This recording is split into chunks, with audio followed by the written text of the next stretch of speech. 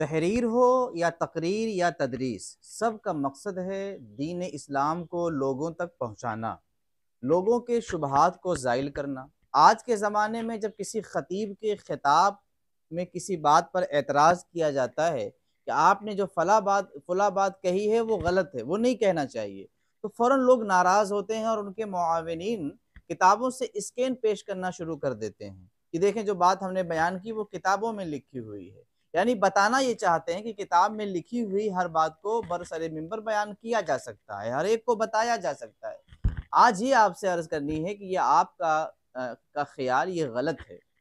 بہت سی چیزیں ایسی ہیں کہ وہ بات حق ہیں، مگر چونکہ عوام کی سمجھ میں نہیں آئے گی، عوام جو ہے فتنے میں مبتلا ہو جائے گی یا نہ سمجھی کے سبب اس کا مذاق اڑائے گی، استہزاء کرے گی، انکار کر دے گی، اس سبب سے شریعت نے بعض باتوں کو بیان کرنے سے روکا ہے، اور اس سلسلے میں درجنوں کتابوں سے آپ مواد حاصل کر سکتے ہیں۔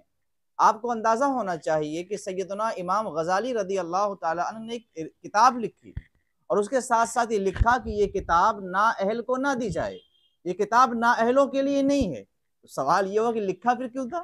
معلوم یہ ہوا کہ بات تو حق لکھی مگر وہ اہل کے لیے ہے۔ کیا آپ نے نہیں سنا کہ ابن عربی رضی اللہ تعالی عنہ کی کتابوں سے بعض علماء اور صوفیاء لوگوں کو روکتے رہے؟ کیوں روکتے رہے؟ کتاب تو حق ہے، تعلیمات تو حق ہے، مگر بات یہ تھی کہ لوگ ان کتابوں سے فائدہ حاصل نہیں کر پائیں گے، بہک جانے کا اندیشہ ہے۔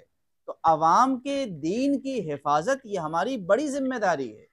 اب اس ذمہ داری کے لیے تحریر لکھیں یا تقریر کریں یا تدریس کریں، اگر آپ کی تحریر، تقریر اور تدریس کے ذریعے سے عوام کے ذہن میں دین کے متعلق شبہات پیدا ہوتے ہیں تو آپ کی تحریر نہیں فتنہ ہے، آپ کی تقریر نہیں فتنہ ہے، آپ کی تدریس نہیں فتنہ بن جائے گی۔ کیا آپ نے نہیں سنا عبداللہ ابن عباس رضی اللہ تعالی عنہ بعض باتیں عوام سے چھپاتے تھے اور اہل علم پر ظاہر کرتے تھے؟ کیا آپ کو نہیں معلوم کہ اللہ کے نبی جناب محمد الرسول اللہ صلی اللہ علیہ وسلم نے خیال ظاہر فرمایا کہ اے عائشہ، میں کعبۃ اللہ کو جو جناب ابراہیم کی بنیاد ہے اس پر تعمیر کرنا چاہتا، مگر یہ مجھے جو ہے شبہ ہے، خدشہ ہے کہ کہیں ایسا نہ ہو کہ لوگ نئے نئے مسلمان ہوئے ہیں اور انکار کر بیٹھے۔ تو لوگوں کے دین کی حفاظت کے لیے بعض باتیں چھپائی اس لیے جاتی ہیں کہ ان کی عقل وہاں تک نہیں پہنچ سکتی۔ اعلیٰ حضرت عظیم البرکت مجدد دین و ملت امام احمد رضا سے نکاح ثانی کے بارے میں سوال کیا گیا اجین سے۔ آپ نے یہ رسالہ لکھا اور اس کے اخیر میں کئی حدیثیں نقل کی اس بات پر کہ اللہ کے رسول نے فرمایا میری حدیثیں عوام کے سامنے نہ پیش کریں، وہ حدیثیں جو ان کی عقل میں نہ آئیں، جو وہ سمجھ نہ سکیں، کہیں ایسا نہ ہو کہ وہ انکار کر دیں۔ ائمہ دین نے تو باقاعدہ روکا ہے کہ وہ قرأت عوام کے سامنے نہ پڑھی جائے جس کو وہ جانتے نہ ہوں، ان کے لیے اجنبی ہو، حالانکہ قرأتیں حق ہیں، پڑھنا جائز ہے۔ قرأتیں اگر حق نہیں تو اس پر ایمان لانا ضروری کیوں ہے؟ کتابوں میں لکھا کیوں ہے؟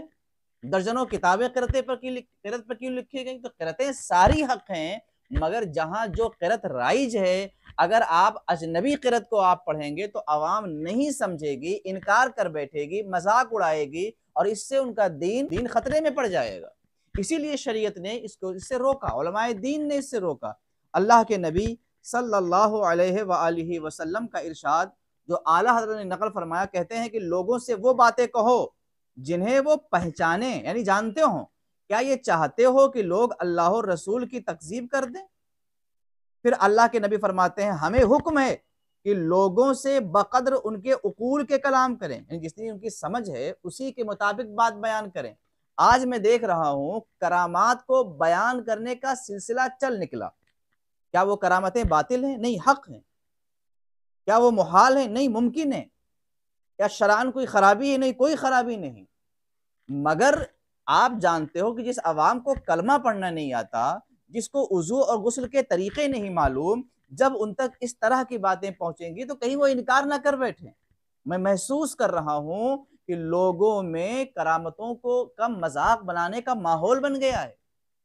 عوام نہ سمجھی کے سبب اولیاء کرام کے کرامات سے انکار کرنے لگی۔